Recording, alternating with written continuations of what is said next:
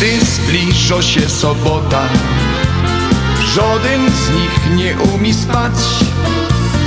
Każdy myśli już o lotach, co do kosza dzisiaj dać.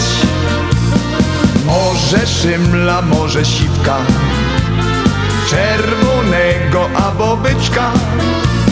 Wszystko jedno do pieruna, byle zrobi mi czempiona.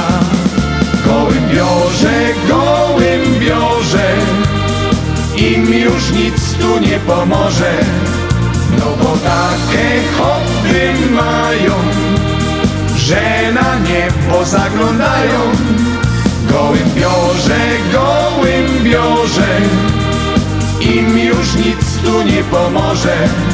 Wszyscy szwarne dziołchy mają, a na niebo zaglądają. We niedziela będzie liba, przyjdzie Antek Erwin Ziga i na niebo patrzeć bydą, czy gołębie już nie idą.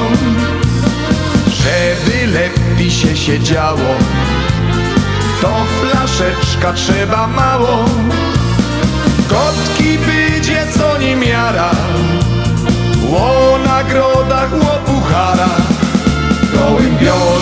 Gołębiorze, im już nic tu nie pomoże. No bo takie hobby mają, że na niebo zaglądają. Gołębiorze, im już nic tu nie pomoże. Wszyscy szwarne dziołchy mają, a na niebo zaglądają. A po lotach są debaty, liczą zyski, liczą straty. No i myślą zaś o lotach, bo za tydzień zaś sobota. Gołębiorze, im już nic tu nie pomoże. No bo takie hobby mają, że na niebo zaglądają. Gołębiorze, im już nic tu nie pomoże. Wszyscy szwarne dziołchy mają, a na niebo zaglądają.